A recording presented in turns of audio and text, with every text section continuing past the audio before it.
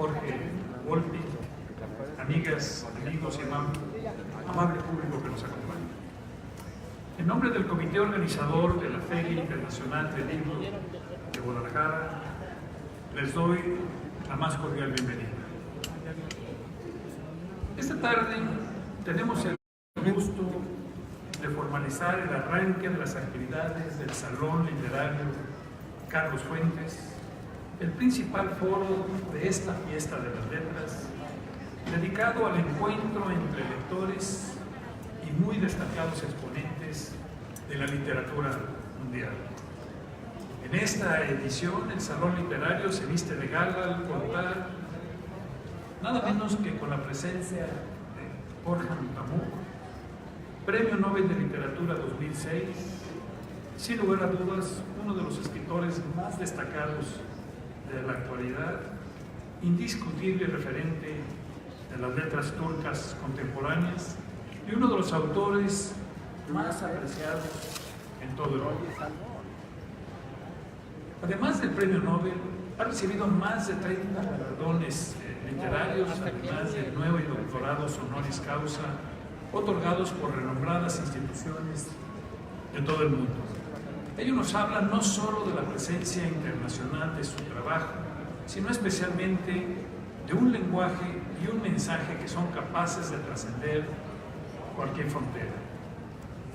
La obra de Pamuk es extensa y se considera parte de la nueva literatura turca, pudiéndose definir como prosa poética. Se caracteriza también por un fuerte compromiso social, posición que ha asumido con un valor consciente de los riesgos que ello conlleva. Bueno, por todo lo anterior, es un privilegio contar con su presencia, Jorge.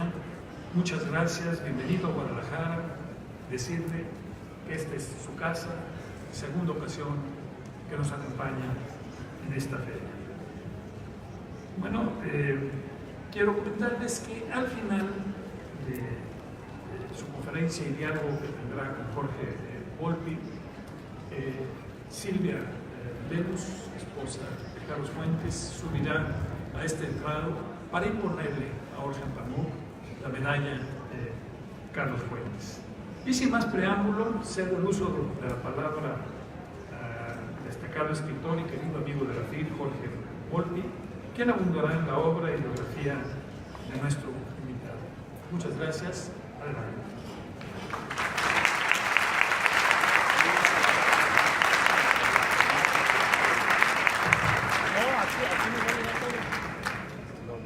Muy buenas tardes, muchísimas gracias a todos por acompañarnos.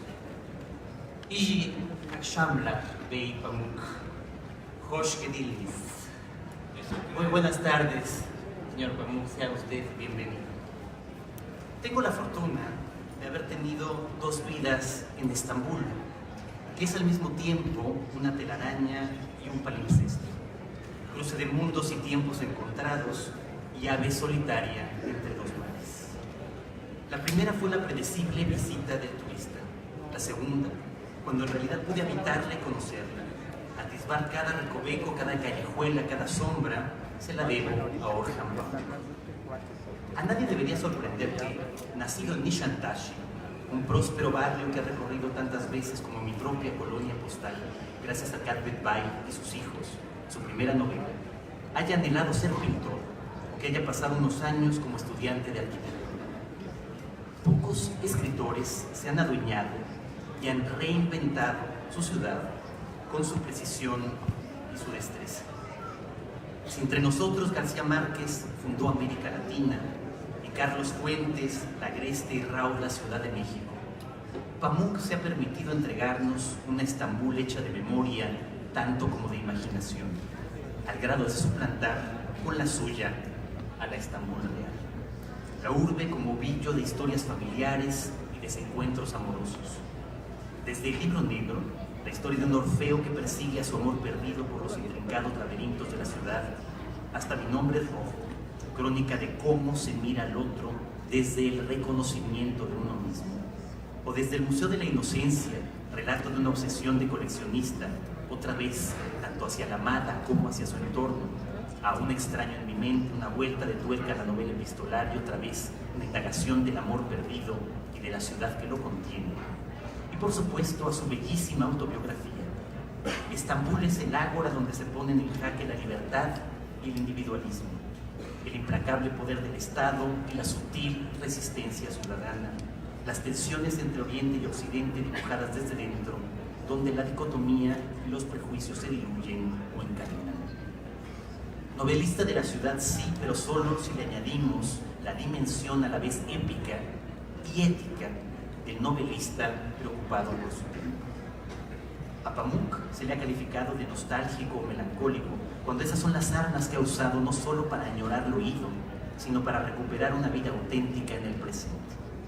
De ahí sus excursiones hacia la novela política a través de su recorrido por Kars, un pequeño poblado en el norte de Turquía, en nieve, obra maestra de una tensión narrativa tan sutil como extrema, o hacia la novela de ideas en La mujer del pelo rojo, diálogo filosófico que enlaza otra vez crímenes ancestrales de las dos tradiciones que lo irrigan.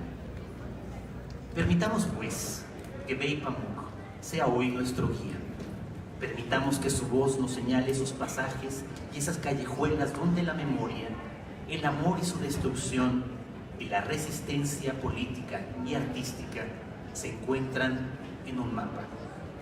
El mapa de Estambul que él mismo ha dibujado y donde cabe también el mundo entero. Muchas gracias.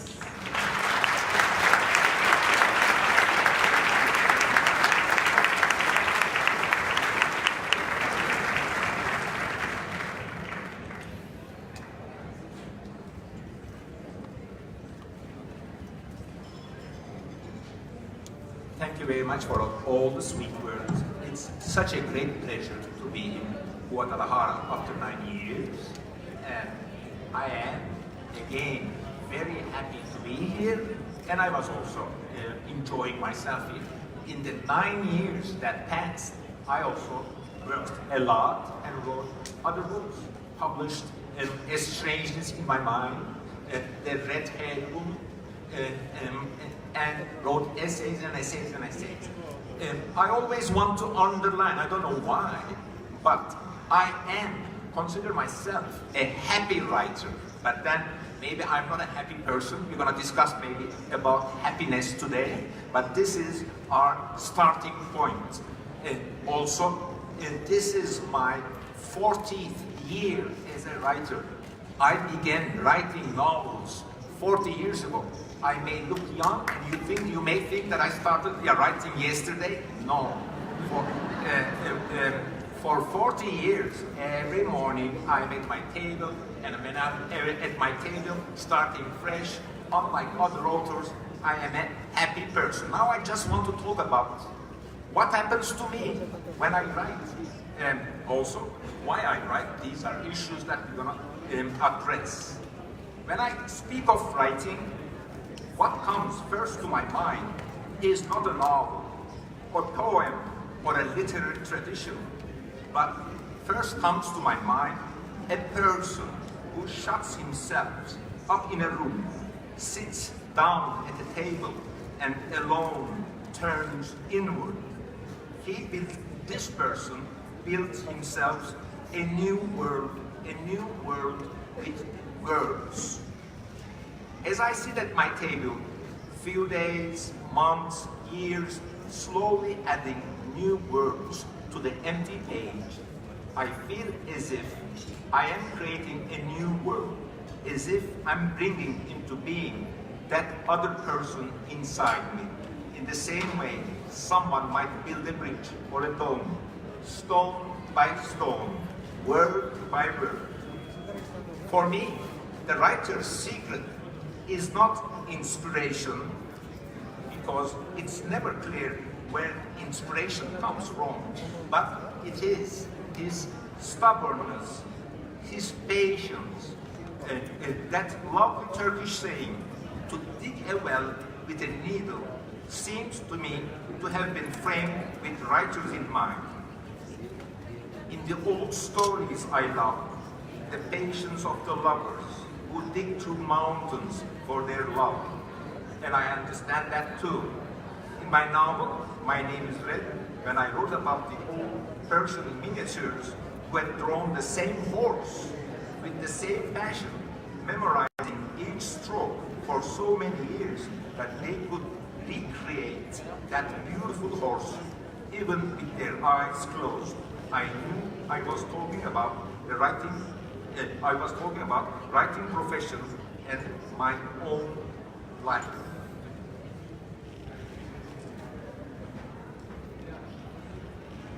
And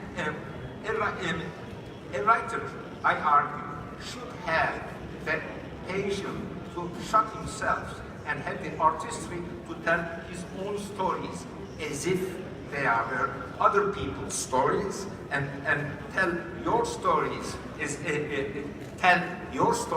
if other people's stories, and tell other people's stories as if they are your own stories.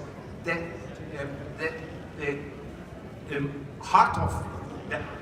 heart of being a writer is patience, understanding the situation of others. With our imagination, we writers identify with people who are not like us. And the strong point about being a writer is a desire to understand other people. Okay, now I've been writing like I begin to write about people I know, about the neighborhoods, places that I was raised. At the beginning, I never considered myself as an Istanbul writer, but I was, like many other authors, writing about friends, writing about family. These are always the essential subjects: family, friends, the people you go, your school days, your neighborhood, your acquaintances, what you know best. Every writer starts writing about what he or she knows best. And I started writing about my friends. And I started, as I told you, 40 years ago. Another 15 years passed, I wrote about my friends. But suddenly, I was lucky, my books begin to be translated. And I was really happy about that. But whenever I went to Europe, to the United States, to promote my books, they begin to call me, oh, the writer of Istanbul. I began to get self-conscious about being a writer of Istanbul, not from the Turks, but from international literary community. Why? Partly this was because that main body of Turkish fiction was focused more on village novels than, which I will talk about it later, than urban modern fiction. But I wanted to write urban modern fiction. But essentially, at the beginning, I was writing about this Nişantaşı, my neighborhood, secular, westernized neighborhood that was founded in mid-19th century when Istanbul was growing and they needed modern places, Europeanized places, more European spaces, and they invented this neighborhood. But after a time, till the last 10 years that we are talking about, I switched my interest to other parts of Istanbul. Yes, I want to say to my readers, yes, I am a writer of Istanbul, but then in my outlook there are two Istanbuls. My first novels, Cevdet Bey, The Black Book, even parts of Museum of Innocence, are about the same neighborhood, the secular westernized Istanbul. But when I was born into Istanbul, it was a city of 2.5 million. Now they say it's 17 million or 16 million. I sometimes celebrate I'm happy. Tell to myself, is there any in the world any other writer who had seen his city grow from 2 million to 17 million? And I always say no. But here in Mexico, I say yes. Carlos Fuentes.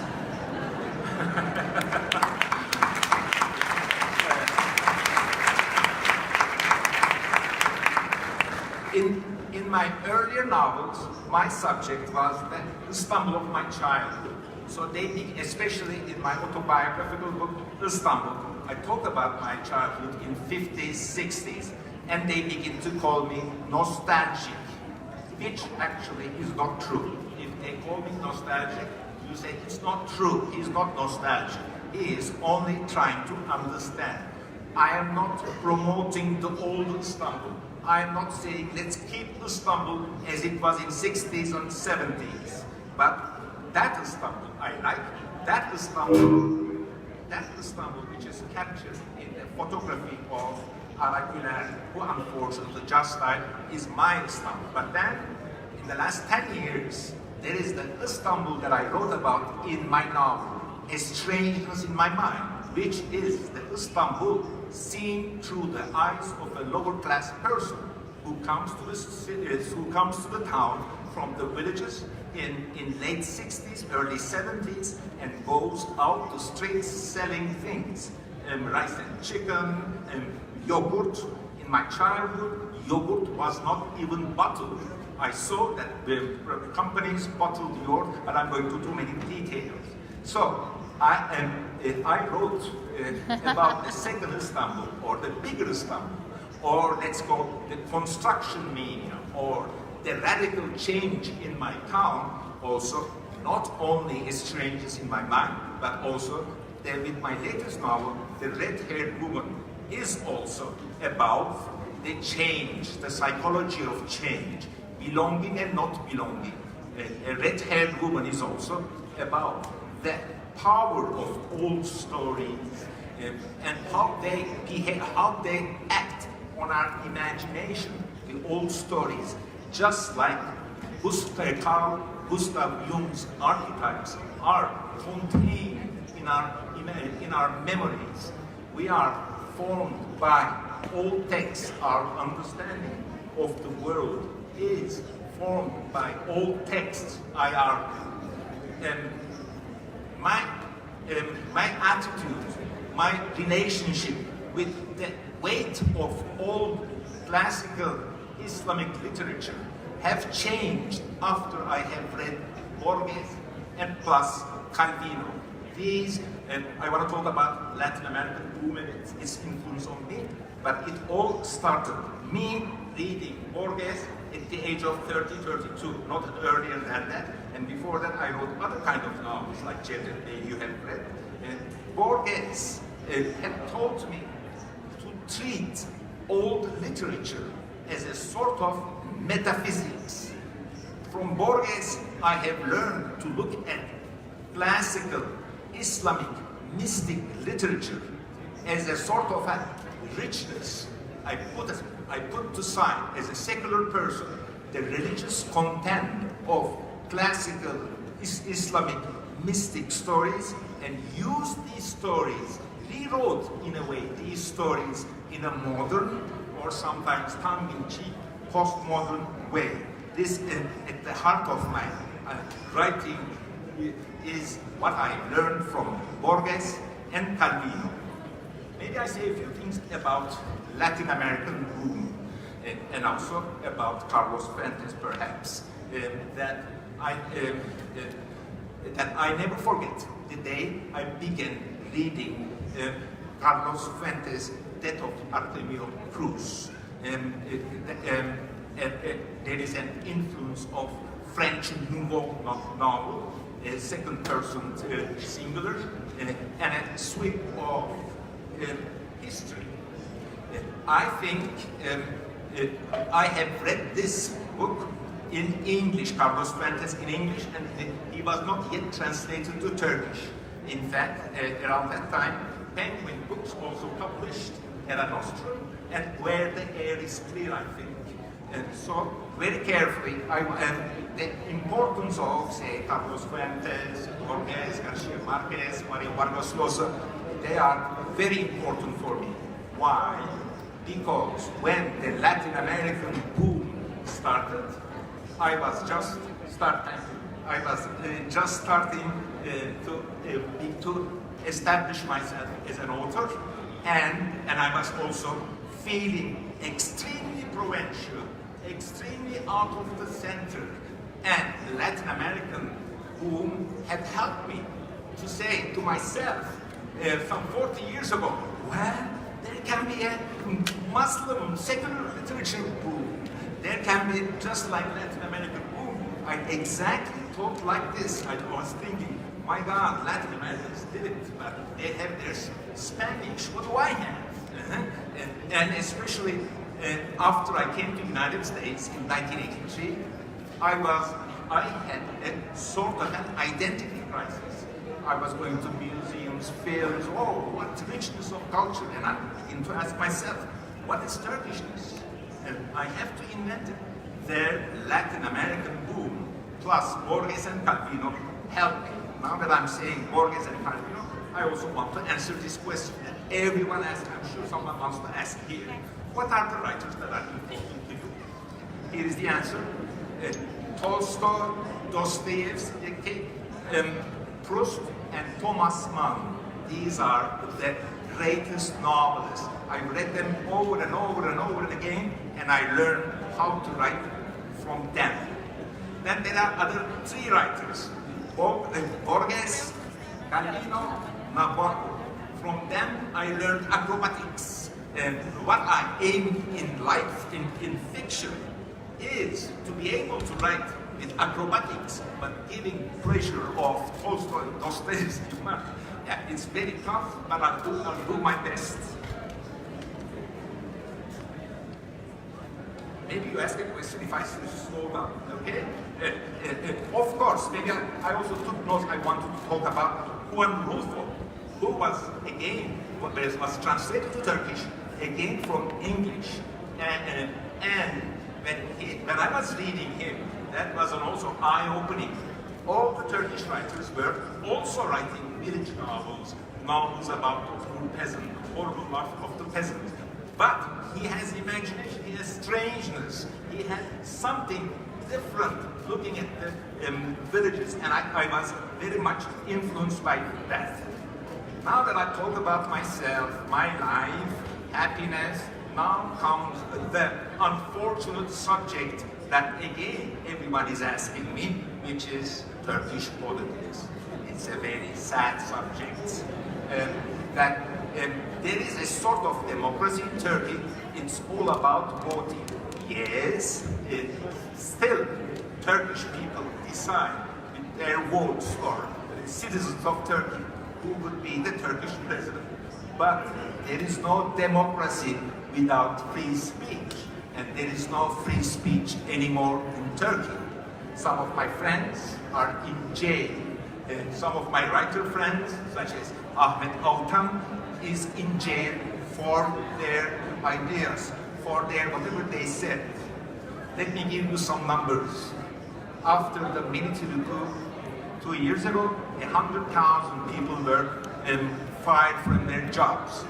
50,000 people were put into prison, and the number changes around 100 or 50, depending on your definition. Writers, poets, journalists in jail. In fact, it's not the creative writers, fiction writers, literary writers, but journalists who comment about politics, daily life. They are most of the time end up in jail. They are afraid that in 6 o'clock in the morning,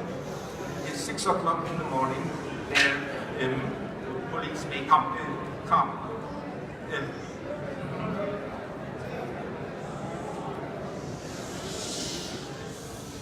Now that it's noisy and a little bit of, let me change the subject, and it's politics. Let me change the subject. Let me change the mood with some sweet words. The most popular question is, as you all know, we writers are most often asked, the favorite question is, why do you write? I want to finish this, answering this question, and I answer this question in so many moods, so many ideas. Why do you write, Mr. Pamuk? I write because I have an innate need to write. I write because I can't do normal work like other people. I write because I want to read books like the ones I write. I write because I am angry at all of you, especially to the ones who are making all this noise. Angry at everyone.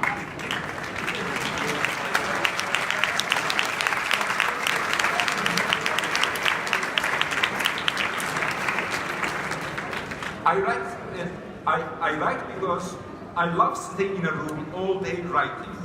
I write because I can only partake in real life by changing it. I write because I want others, all of us, the whole world, to know what sort of life we live and continue to live in Istanbul, in Turkey. I write because I love the smell of paper, pen, and ink. I write because I believe in literature, in the art of the novel, more than I believe in anything else. Sometimes they ask me, Mr. Pamuk, what is your religion? A bit of provocative question in Europe, and my straight answer, lots of the Turkish people also love. My religion is literature.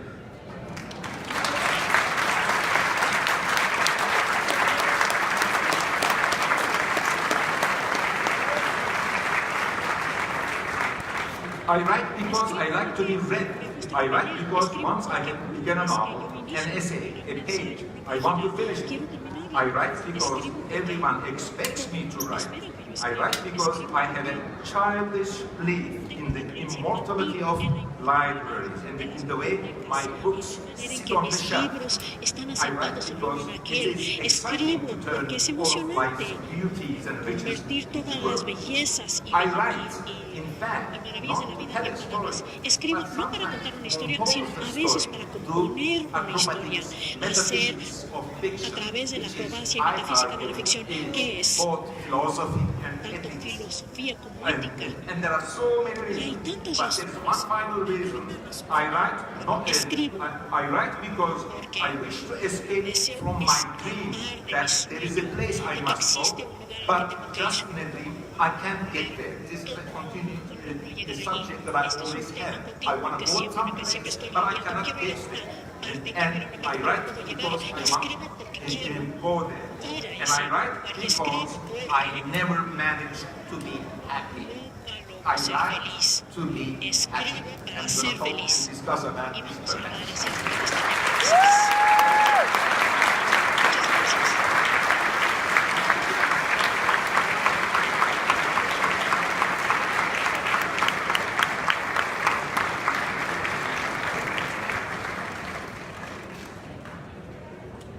Escribir para ser feliz es lo que ha dicho Orhan Pamuk, que quizás no sea una de las respuestas habituales de escritores a los que se les pregunta por qué escribir. Empecemos por esta parte, como habíamos ya quedado hace unos minutos. ¿Qué sería entonces esa felicidad que busca el escritor o que busca usted directamente? ¿Cuáles son las dimensiones quizá también éticas de esa felicidad? ¿Hasta dónde la felicidad individual es posible frente a lo colectivo? Yes, first let's divide happiness into two so that we understand what happens to us when we read and write. First, I'm raised, and I wrote a lot about this, Escribí mucho sobre a painter between el hecho de que yo quise ser pintor entre las edades between the ages of 7 and 22. de 7 y 22. That formed me. Y eso me I formó. prepared Yo me myself for a preparé life in which I para am ser alone in a room una and vida en thinking, una trying. habitación And for me, pensando. that is happiness. Para mí esa es la In felicidad. social life, En la vida in social, political life, en- I'm not very happy. no I make soy a muy feliz. distinction Hago una between distinción my social entre self, which mi is ser not very social, happy, que no es muy and also my feliz, writing y self. también mi ser escritor, que es feliz, que está contento. Pero no piense que estoy escribiendo y cantando como la persona en la regadera. No. De hecho, o sea, yo crecí para ser como pintor, para ser pintor, y regresé al dibujo y a la pintura. Cuando pinto, soy como ese tipo de la regadera que está cantando, pero cuando escribo, cuando digo que soy feliz, cuando escribo, o estoy escribiendo para ser feliz, de su manera superficial estoy dándole la vuelta a oraciones y estoy batallando y no parezco ser feliz, pero a la larga, al final, soy feliz. Y a veces lo que pienso que la felicidad es de llevar una vida significativa en la ciencia, en la economía, encontrando alimentos, seguridad o satisfacción económica. Entonces, lo más importante en la vida de la felicidad es que yo escribo y sigo escribiendo porque creo en su importancia y es más que significativo porque le da algo a mi vida más profundo que no puedo decir que sea. Lo que me hace feliz, a lo mejor uno no está sonriendo todo el día, pero uno está llevando una vida significativa, uno piensa que está escribiendo una gran novela. En esos momentos siento felicidad. Hay este mito romántico de que el artista, el escritor, el compositor, el pintor, nunca es feliz, que los grandes artistas son siempre infelices, como si la felicidad disminuyese la profundidad o la calidad de lo artístico. Si pensamos en qué escritores admirables o qué compositores admirables pensamos que han tenido una vida feliz, son muy pocos. Pensaría en música, por ejemplo, casi hasta el final de su vida, Mendelssohn es de los pocos que sabíamos que era feliz comparado con el sufrimiento permanente de Beethoven o de Schubert. ¿Es posible entonces conciliar la felicidad individual con la vastedad emocional de la profundidad artística? Okay, first we have to make a Tenemos que hacer distinction. una Again, distinción nuevamente. independent, we're talking about individual happiness sometimes. Cuando hablamos de felicidad individual, a veces la situación es tan terrible porque muchas personas viven en condiciones horribles. O sea, cuando voy al baño en Estambul, me siento infeliz de ver gente. That being a writer, you are addressing all, you're responsible also for all the people. As Dostoevsky said, we are responsible for everyone.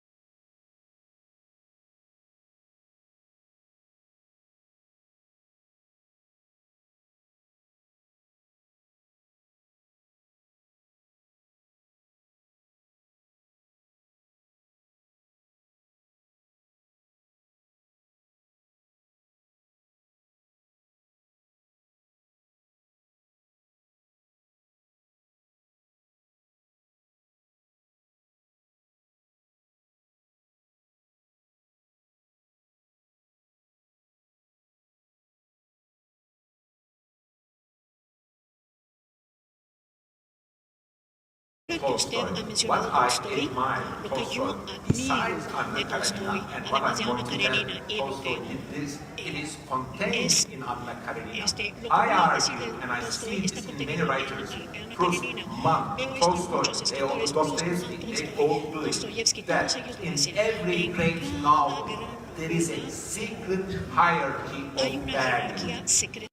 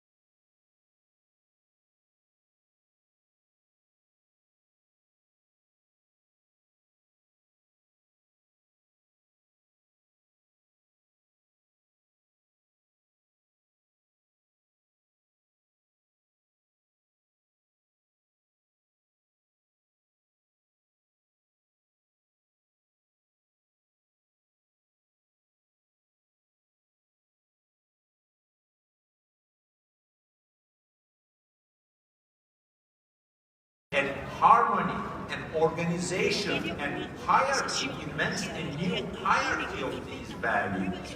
But I like novelists for which happiness is at the top. And then you see for Tolstoy, happiness is also about family and marriage. But then he is not a Jane.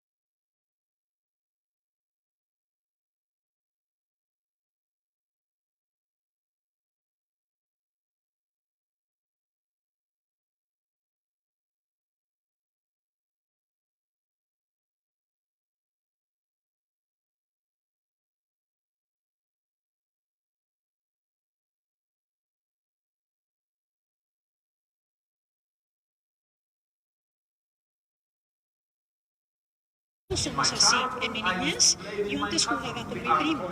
Jugábamos a los trenecitos. Yo era un niño privilegiado, tenía un tren de juguete. Y luego mi mamá llegaba, ya nos vamos a ir a casa. Y llorábamos, porque la alegría de jugar había terminado. Cuando estamos contentos con algo, nosotros seguimos siendo felices haciendo lo mismo. Quizás es el criterio de la felicidad, es queremos seguir, continuar con lo mismo todo el tiempo.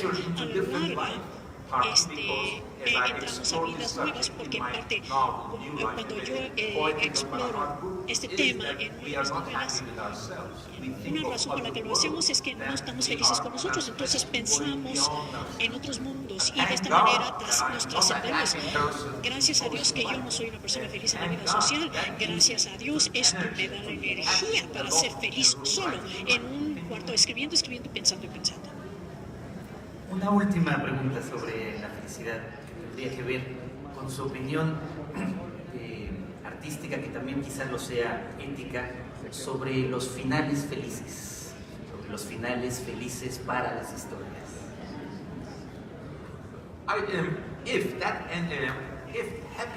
Si los finales felices son solamente 3 minutos en una película o 5 páginas en una novela, no me interesan gran cosa. Yo pienso que, pobre escritor, tiene que ser un poquito comercial al final. Y como en la ficción literaria, y como los seguidores de ficción literaria no son las mismas personas que los seguidores de Hollywood, nosotros los escritores no nos tenemos que molestar en inventar finales felices. Y si la película es buena, y si la película me enseña algo, si hay un final feliz artificial, la verdad no me interesa mucho. Quizás hace unos 40 años me hubiera enojado por ese final feliz. Vamos un poco hacia la memoria, que creo que es una parte central de su trabajo como novelista y desde luego en esa bellísima autobiografía sobre su infancia. Querría preguntarle precisamente sobre eso, sobre esos años en Nishantashi, y quizá particularmente sobre ciertos momentos de felicidad y de ciertos momentos que lo hayan decidido a convertirse en escritor.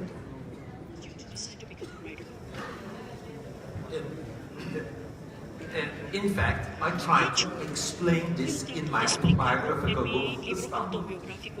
I wanted to be a painter, but Quería ser something pintor, is missing. pero I algo me don't know faltaba, what. no sabía qué. So I could not, my Entonces mi imagination, my hand is not imaginación, mi working mano no to continue to funcionaba be a painter. para Also, seguir just para because I ser wanted pintor. to be a painter, Nada and más I porque come quería from ser a pintor. family Vengo of de una civil familia de engineers, ingenieros I civiles. went to the same Fui a engineering una school escuela de in ingeniería en Istanbul Istambul, Technical la University, Universidad just like Técnica de my Istambul, al grandfather, igual que mi my abuelo, mi father, and my padre uncle. y mi tío. And since that Y university had also esa architectural universidad también tenía space, espacio, architectural branch, perdón, I enrolled de them arquitectura. hoping to be an Entonces architect, me inscribí just like Le Corbusier, who wanted to be a painter and an architect. But as I tried to understand, the screw was loose in my head, and I switched from happiness of esto no painting era para to mí y happiness cambié of de la writing. felicidad de la pintura a la For felicidad the de la rest of escritura my y el life, I resto de mi vida prepared me myself preparé for the life of a solitary para person. llevar la vida de una persona solitaria. Nunca más volvió a pintar. La parte de la descripción de la pintura se traslada solo a la escritura. Aquí,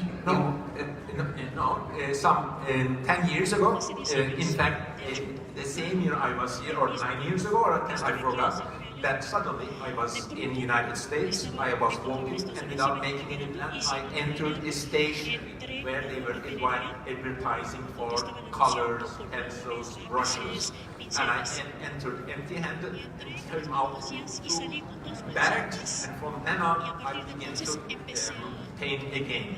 Unlike writing, painting for me is also about material, knowing the material, knowing the brushes, pencils, and the new inventions are being made, loving the objects of that you paint on, etc., so forth and so on. That is also more gives you a painter is a more craftsman than a writer. Well, the writer needs a computer or a pen and a pencil, while a painter needs new time, material, also attention, something like this.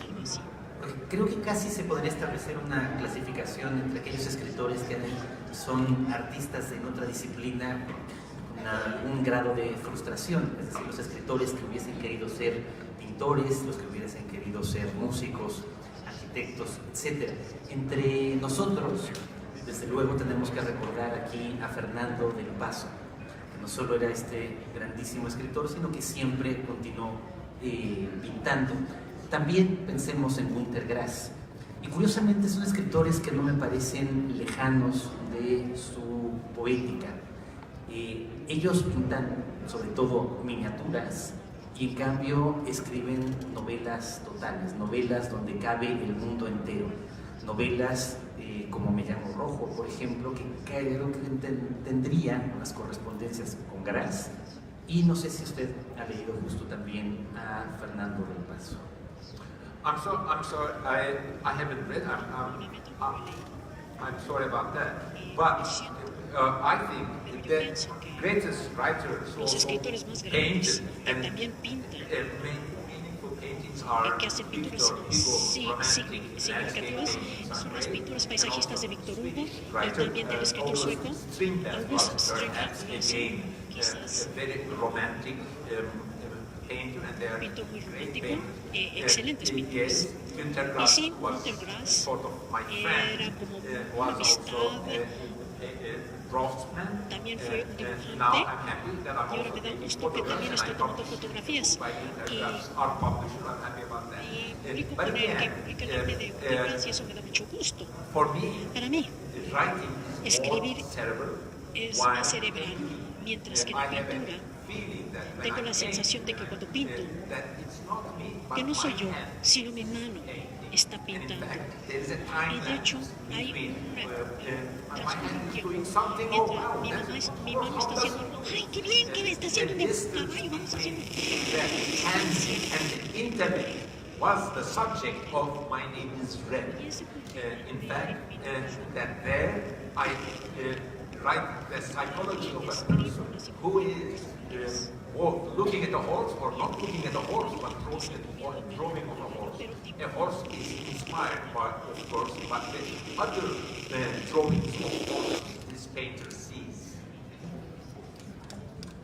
¿Cómo se convierte la memoria en escritura? Que es casi como decir cómo la memoria se convierte en presente. ¿Cómo la transforma usted a veces en escritura autobiográfica y a veces en escritura de ficción? There is a correspondence between remembering and inventing.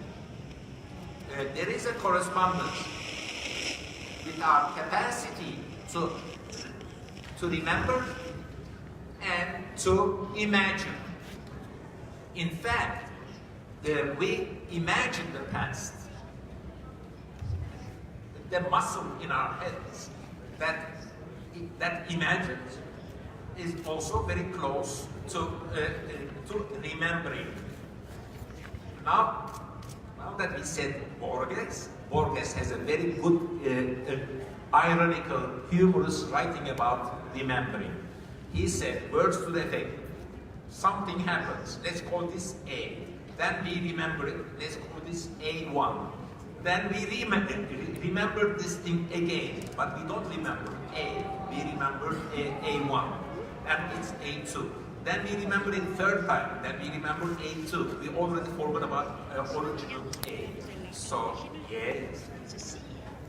All acts of remembrance is also acts of imagination, and that is why I don't trust official history, because official history is not remembering, it's editing the things that we don't like. And we have to invent our own histories. Pasaría entonces lo mismo con la historia. La historia también, no solo la memoria personal, la suya, sino la propia historia se convierte en ese material esencial de sus ficciones. Yes, but I am not a historical writer who is teaching about the secrets of history. There are writers, and especially a lot of them in my part of the world, where the established formal history is not enough. There are popular writers, opposition writers, who invent an alternative history because the history, the governmental history, official history is not good. They try to do an alternative history, which is respectable but not very good for good literature. For me, I go to history not to invent, not to answer the failings of official history. That should be done, but that should be done by oppositional, alternative historians. I go to history because of romantic imagination, and what British critics would call romantic imagination. I think I have it, and I use it in a different way than romantic poets. But in the end, something historical is there. I don't go to it because I want to explain to my contemporary readers what happened there, and you may learn this because it will help. No, I don't think that way. My interest in history is not utilitarian. I'm not saying, well, this is what happened in history, please beware. No, what I'm saying, or it's not even saying, is I like this image. I want to be next to these images, whether it's an old carpet, or an old room, or a solitary person leading a life. I am interested in history because it gives a power to my imagination. It makes me work and invent more. I borrow from old stories and also histories. I read Ottoman historians and I read Ottoman texts, and they are not very different. Let's not forget that stories and histories were very close, that old historians and storytellers were that same people, and they were writing they were writing poetry that contained history and imagination. Regresando a lo que usted decía anteriormente, en efecto, en términos científicos, en términos de la neurociencia, es el hipocampo, este pequeño órgano en nuestro cerebro, el que se encarga tanto de traer al presente las memorias del pasado como de imaginar el futuro. Quizá esto ahí donde está la clave de esa relación que tenemos entre el pasado y la imaginación. ¿De dónde? Okay, please ask the question, but I want to add something here. Thank you for saying this. I'm a professor of Columbia University, and whenever Columbia University organizes some event about remembering, memory, nostalgia, this, they invite me. But they also said, well, you talk about the literary part, but we are also inviting a doctor from another university, a nurse, whatever, who will talk about the brain. This is a new development that I'm very happy about. We write about remembering, I write about remembering through my memories from my experience. Then I'm very happy when the doctor says, exactly like that, Mr. Pamuk, because your brain is this and our brains are like that. In the end, all this talk about memory, remembering are not lies, are not bullshit. We are not just telling palavras. They are important things in our lives. People kill each other because they can't decide what should be deleted out in the history and what should be put in the history. And this discussion ends in national killings, ethnic cleansings, and all this comes from this, what we should remember and what we should not remember. ¿Y de dónde, cómo surgen las historias? ¿Cómo surgen, por ejemplo, si hablamos del cerebro, en su cerebro? Y así déjeme hacerle la pregunta quizás un poco más concreta para que la respuesta quizás sea más hacia su propia obra. ¿De dónde surgieron, por ejemplo, dos novelas tan contrastantes como Mi nombre es rojo o Nieve? ¿Cómo se cristalizan las historias y cómo sabe usted que esas son las que tiene que contar?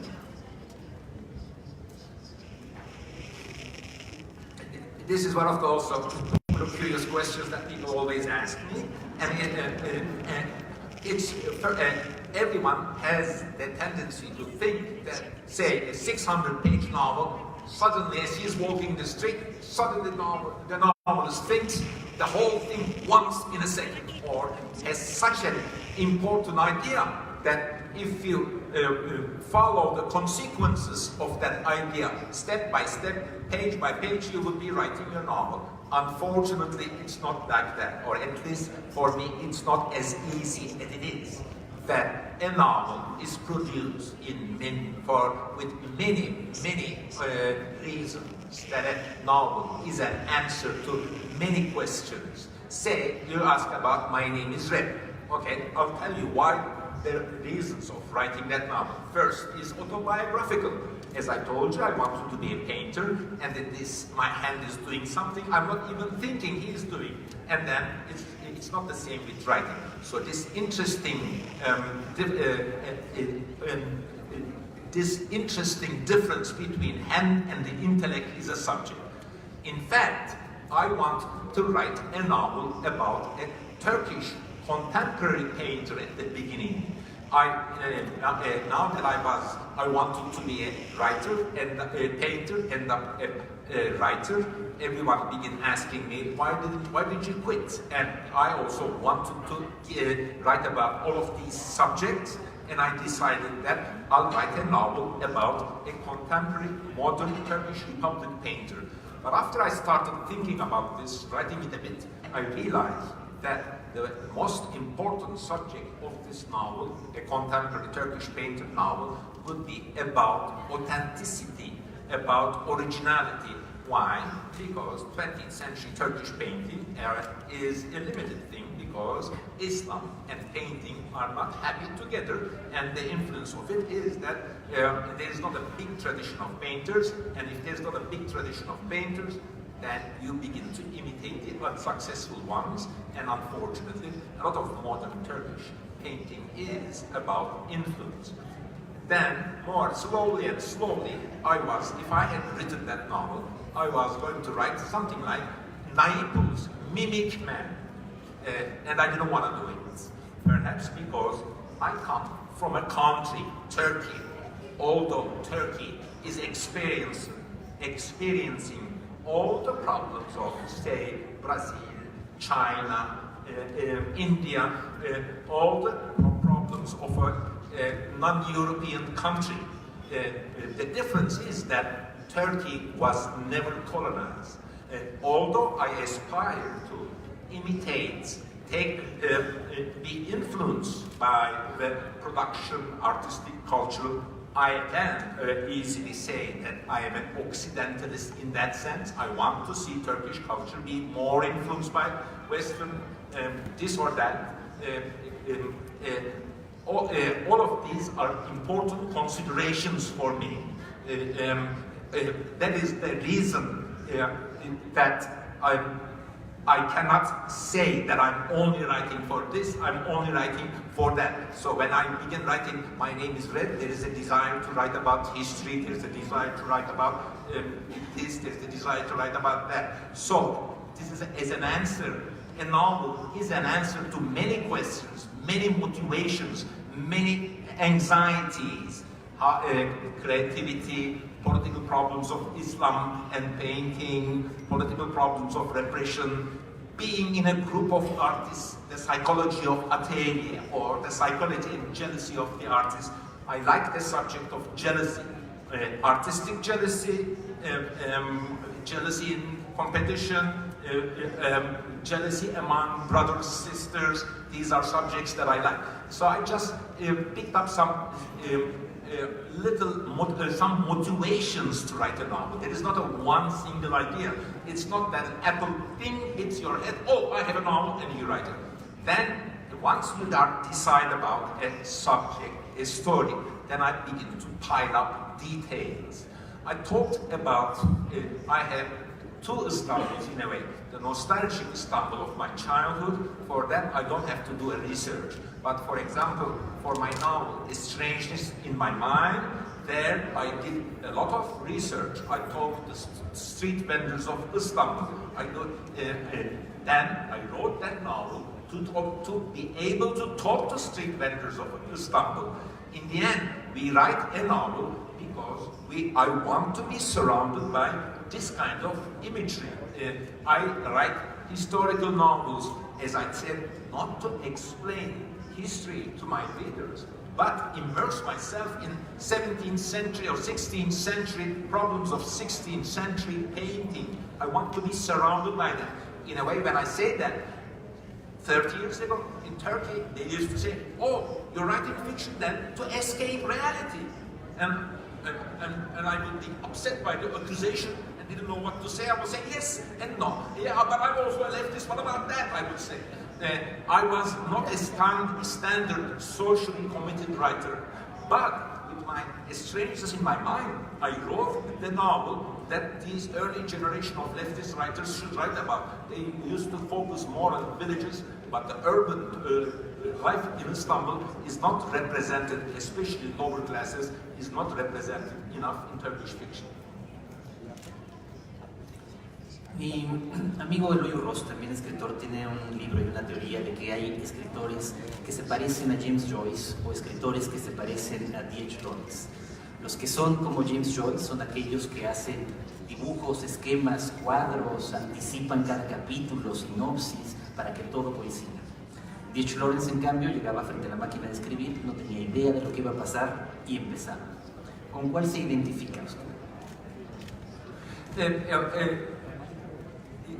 First of all, your friends models were too British, and then once you take British models, you're limited.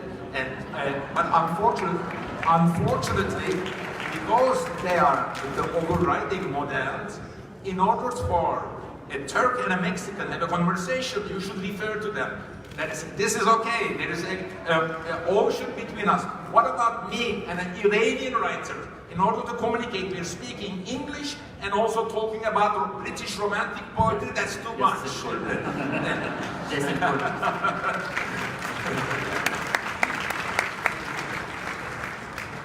So, but come again with the question. La pregunta sería, si usted hace esquemas, cuadros, anticipa en cuadernos, en notas, lo que va a ocurrir y más o menos va conformando la estructura de la novela antes, o llega directamente a la página, al ordenador, a la computadora.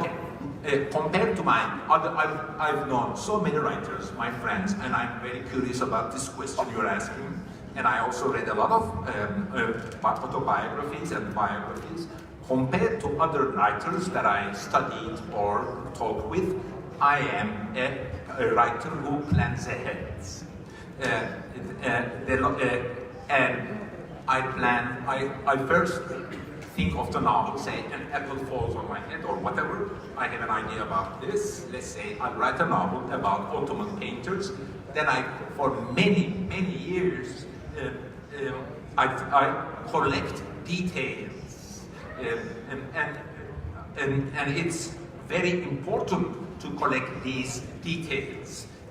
But in the end, it is the frame, the story, who tells the story is also important. That details do not, in the end, lead to a final novel. The story is not contained in the details. You have to have that trunk at the beginning. You have to have a trunk in the end. This is my answer to your question. Y preguntándole ahora sobre sus personajes. Decía ya usted, en sus primeros libros tienen mucho que ver con su propio entorno familiar y con sus amigos. ¿Cómo se construyen luego los personajes de sus libros? ¿Sigue utilizando estos materiales que provienen de la realidad o poco a poco? Okay, maybe it's the same answer, but maybe I'll continue. It was this Russian formalist critic Viktor Shklovsky said, as an answer to your question, story, that a story is a vehicle or an instrument to talk about the things that you want to talk about. If we think of a novel as a tree, there are many branches, but I think of the leaves, a lot of leaves. I want to talk about my mother. I want to talk about this. I saw this traffic accident. I also want to talk about this. I also want to talk about secularism and this. Oh, okay.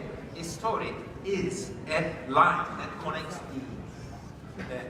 There are what Vladimir Nabokov called nerve endings, that important things in our lives that we want to talk about, not necessarily imitating, repeating them, but turning around them, exploring them, going inside them, getting some material and turning to what I call acrobatics or metaphysics, and getting engaged with these events, ideas.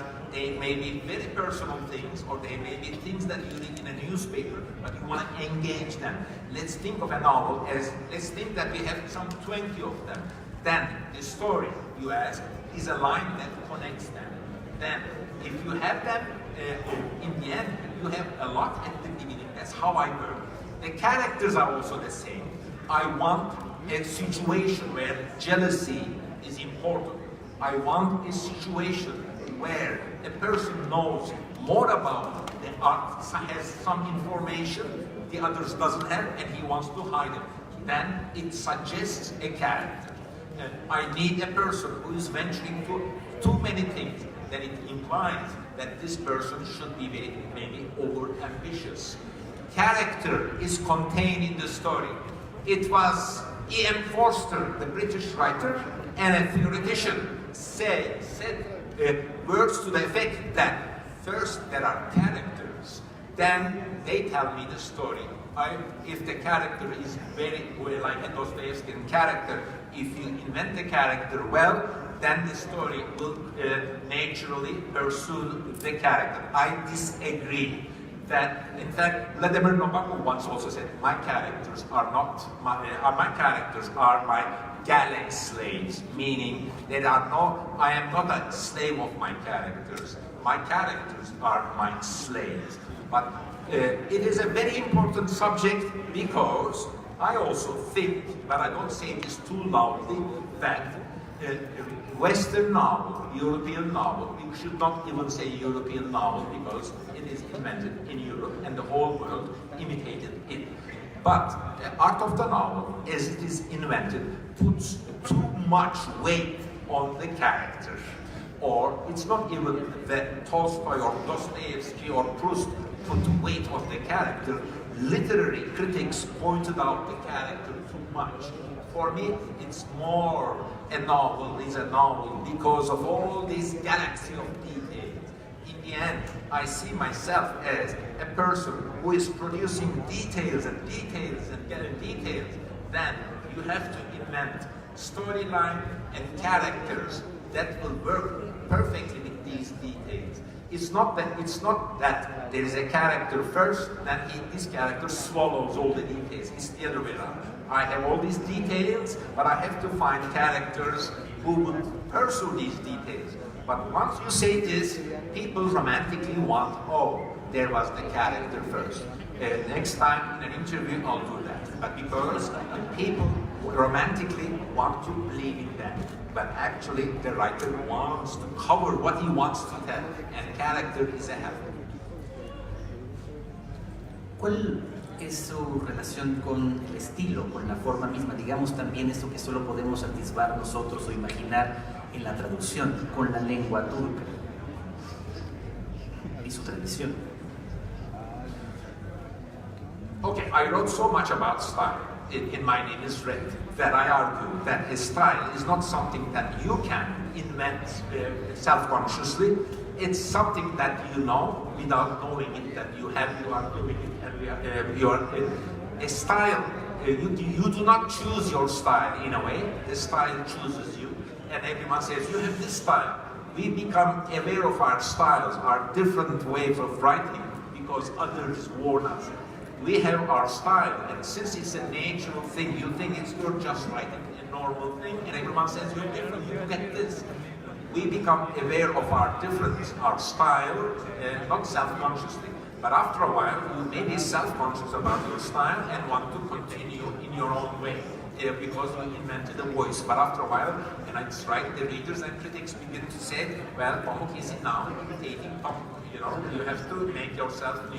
I don't have one single style, but yes, the style comes from the way you think, the way you act, and also the way you live, the way you work, I think. Y ahora yendo un poco directamente, más que a esta construcción de la novela, hacia algunos de los temas que a usted le preocupan, o que me parecería por lo menos detectar como una constante. Uno de ellos, más que la imposibilidad del amor, es, me parece, el amor perdido.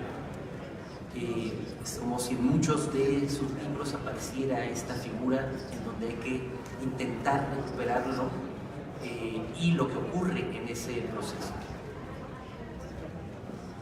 But all the stories of love is love lost. Aragon's famous poem, there is no happy love. If it's happy for a quite, after a while, it is unhappy. That a continuous happy love. And a story about this is there is no such thing. What, of course, as we all know, what makes love? Love is that there are difficulties. But on the other hand, I also self-consciously wrote a love novel, a museum of innocence. But my understanding of love, it's a sweet thing. Let's continue to have it. What a wonderful thing. Let's put on love on pedestal. What a wonderful thing. I'm not saying that.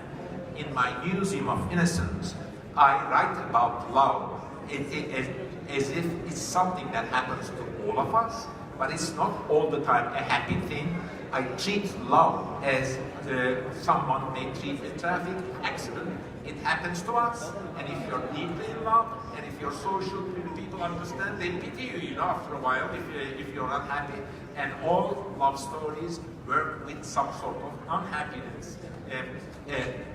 I don't love, we live love like many things, influenced by other stories, other texts, other rumors, other people's love.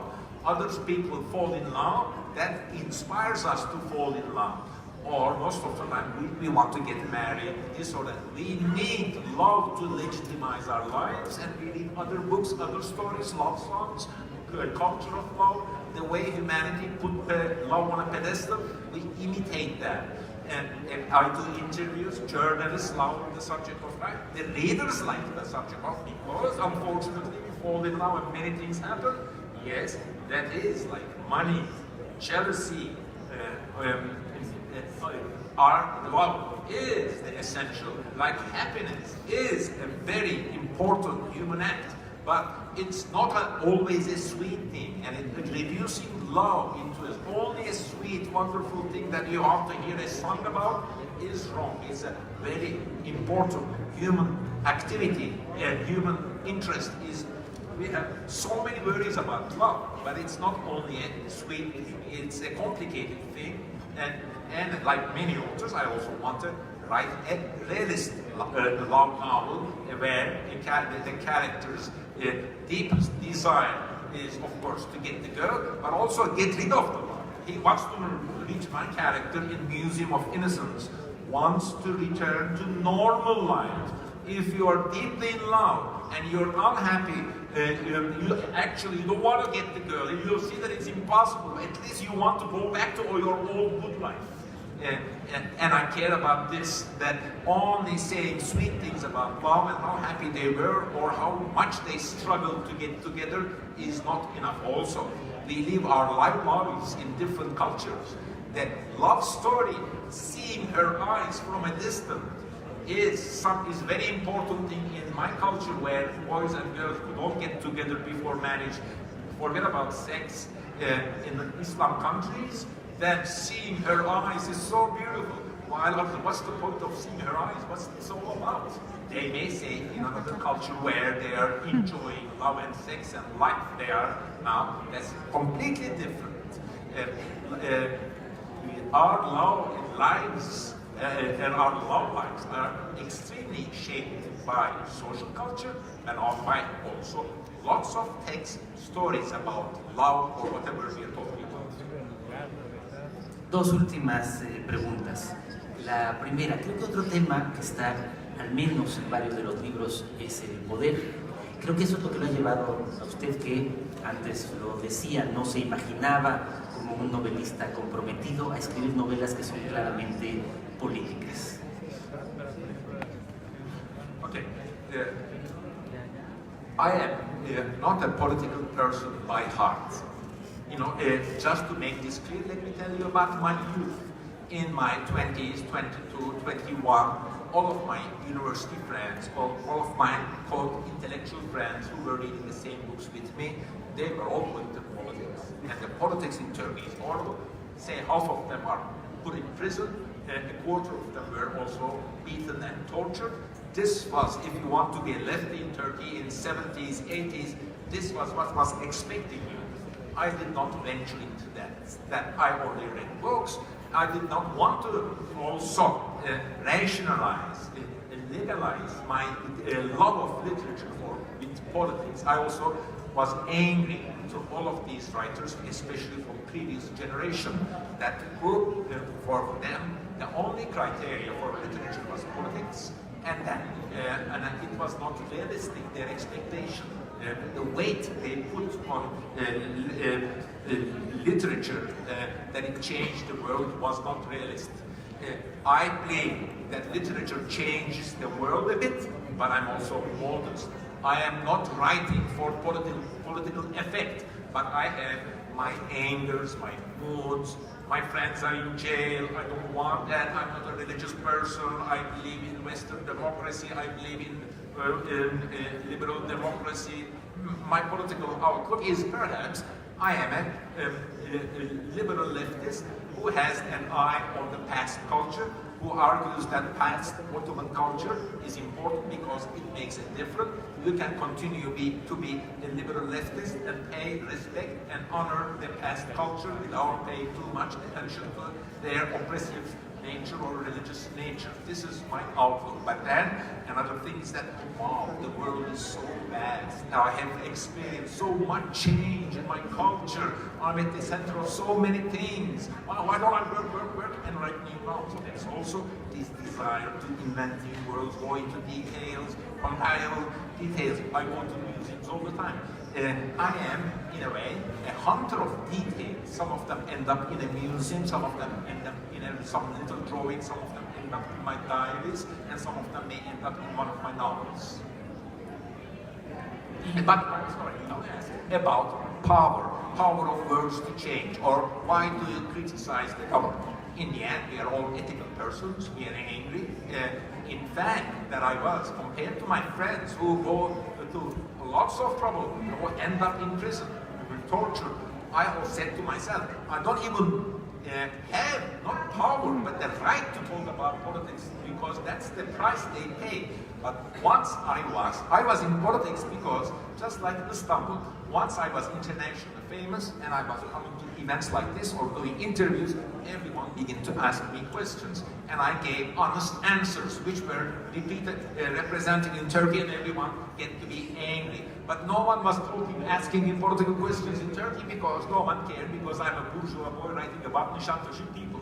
But after I was famous, then I got to be politically important, and all the previous generation of leftists who paid so much, who were tortured, were begin to get rightfully so a bit angry, because now I had the microphone and saying things. Yes. Y la última, que es la pregunta que creo que en muchas ocasiones le hacen, que solo trataré de planteársela de otra manera, para que pasemos ya a la ceremonia de imposición de la medalla Carlos Fuentes. ¿Cómo imagina a Turquía en los próximos años? Un ejercicio solo de imaginación.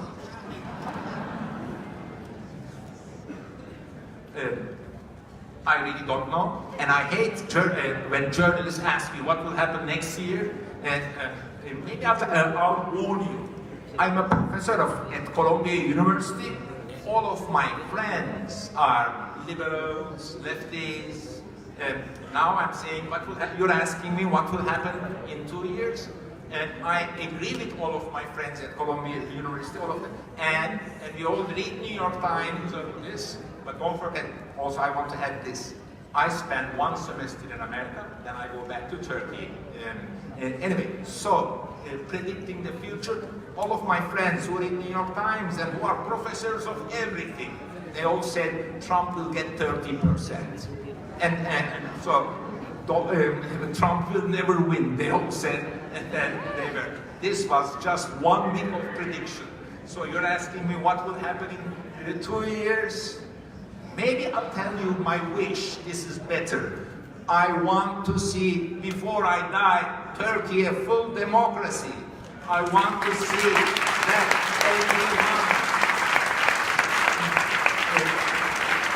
everyone speaks his mind out in Turkey without getting worried.